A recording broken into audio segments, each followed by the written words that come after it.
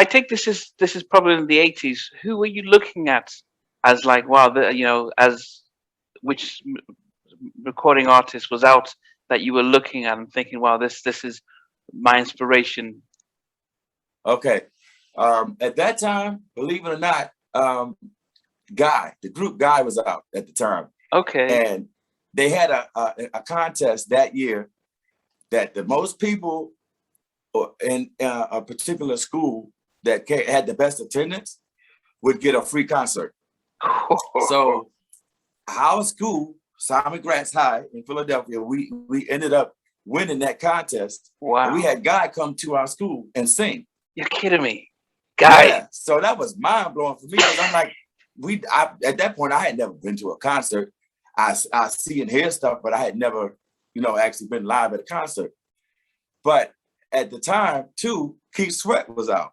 Okay. So people at school called me Keith Sweat because every time they saw me, I had the box haircut, and I was always singing, and I was, I had that baritone voice, so they always knew, okay, he's going to do something in the singing world because he's always singing. That's what we know him for. Wow. And like I said, from school, I never just stayed out. I come straight home because I know I need to, whatever homework I need to do, I need to get it out of the way. If I didn't have homework, then I'm going to find something else to do. But yeah, I was kind of like I wasn't an introvert because I always got along and I didn't mind going out. It's just, if I didn't have a reason to go out, I'm not going outside and getting into no arguments with nobody. That just wasn't me. Yeah. Even as a teenager. So yeah. What was it? I mean, I've interviewed many from Damien to to even Timmy Gatlin and Muccio and all this about Guy and stuff. But what was it like as having them come to your school because they were the biggest band, R&B band around? What was it like watching Aaron and his vocal range? It was, yeah, I'm gonna tell you, it was kind of intimidating because like I said, I'm a bass baritone, and at that time, I wasn't fully aware of how high I could go. Yeah. But believe it or not, I owe a lot of my upper range to Aaron Hall. Wow. Because I kept trying to push myself to the notes that he was hitting, but it was like I was running a car motor, but I was only getting to a certain point. Yeah. And then it just I kept trying to figure it out. What am I doing wrong? Why can't I get to this note? And then it's the conversations I would have with not just the music teacher that I had, but the substitute music teachers that would come in. And after a while, the conversations made sense. I'm like, oh, so if you pull back on your voice instead of trying to push it all the way out here, maybe you could get a higher note out, Mm-hmm. And then certainly it worked. It worked. But it took a while for me to get the confidence to pull it off in front of an audience. Yeah. But practice made perfect on that. But as far as the group itself, I was overwhelmed. I didn't know, because that, like I said, that was my first experience of a live concert at that level, at that point in my life. Yeah. So, no.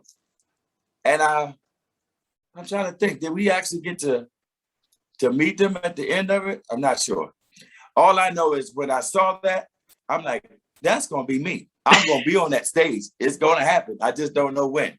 Wow. So, yeah, it just influenced me even more to push toward that. At this time, then, were you then in your mind, I'm going to be a solo artist, I'm going to be, like Keith Sweat and stuff? Or did you think, because I'm thinking there was an emergence of a number of groups that were forming. What was your thought about how best to make it? Oh, see, this is pre Boys II Men, I believe. So yeah. The only group that I had really admired was New Edition. Oh yeah, because they were young, but I didn't know that I was only like 2 years younger than them. I'm thinking, they're older, and then I'm much younger. But I just felt it's just weird because I would sing their songs, but I would be singing them much lower. Wow. So I mean, to me, I'm like, well, God, are they ever going to grow up? Sound wise, you know what I mean? But again, I was still going through learning my vocal range and all that in high school. Yeah. But after that, I think I was more focused on getting a solo deal because I hadn't been in a group yet. Yeah. But then I started getting introduced to different people. And then, because I didn't meet the group until 1991, I think it was. And I graduated in 1989. Okay. That's telling my age, but that's okay. Hey, like I said, I'm just older. I'm not old. Yeah. So yeah. So I met them between 91 and 92, I think it was. So by that time, Boyz II Men was already out. And of course, Take Six was already out. Yeah. So I didn't really listen to Take Six as much until I met the guys. And then I'm like, wow, they sound like Take Six is 4 people, you know? And I'm like, but what they needed from me was exactly what they got from me. They said, well, we got this bass singer in our group, but he don't really know how to stay on the note, or he didn't know how to follow all the notes. So we would end up hitting the same note as opposed to, you know, following the structure of the notes.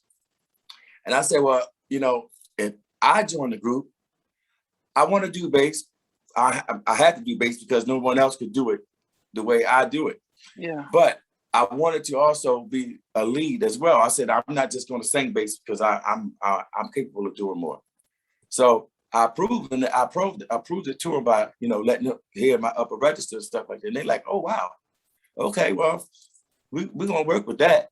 So, yeah, the whole vocal, the whole bass thing, I don't know. It was like, I knew I could sing bass, but I didn't take it as serious until I got in the group. I did it on a choir in high school, but now I'm in a group where I'm competing because we were literally trying to be like Take Six. So it's almost like, okay, well, now that Boyz II Men is out, I don't want to sound like, it was an in-depth conversation. It was like, I don't want to sound like the Temptations. Oh, oh, oh, oh, right? And I didn't want to just be trying to be like Mike McCary. I said, I want to actually sing in the bass so that people can feel a whole different essence of what the bass singing is about. And so I didn't have to sing opera, though I did actually audition for opera when I was in high school as well. And I got the audition, but that didn't happen. Something changed that whole thing up, but that's okay. But when you think of it, though, you mentioned Lou Rawls, and then probably Barry White. How many bass singers were there generally? I mean, there may be more, but you had Barry White, you had Lou Rawls, you had Larry Graham. Okay. Remember Larry Graham, the one that made "One in a Million You"? Yeah, One in a million you. That was it. They were my gods at the time, because I'm like, I can do that comfortably. I can do that laying down in my sleep. But the industry is so tenor driven. So it's like, every other person is from Stevie Wonder on down. Everybody's and I'm like, how am I going to get there? Yeah. So I guess when I got in the group, it gave my whole vocal range life, because I'm like, okay, I can actually do the comfort. And that's why I see being in the choir, that prepared me for the group. Yeah. Because I stood up for being a bass, but I didn't just want to be a bass singer. Yeah. And they got that when I said that to them. And at the same time, I also said to them, and this was, wow, I ain't gonna say how many years, but it was past 30. I literally said to them, I said, I ultimately want to be a solo artist. But I didn't say I was going to jump and do it then. I just said, ultimately, that's my plan. That way, no one's going to be surprised when I actually make the decision.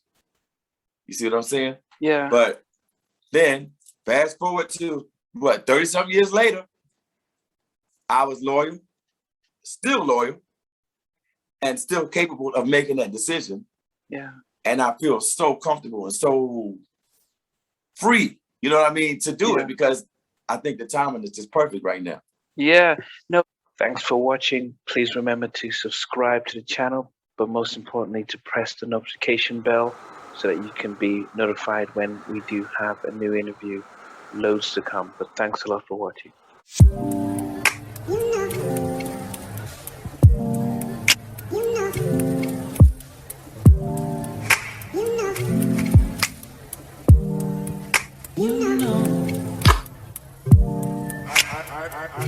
I begin to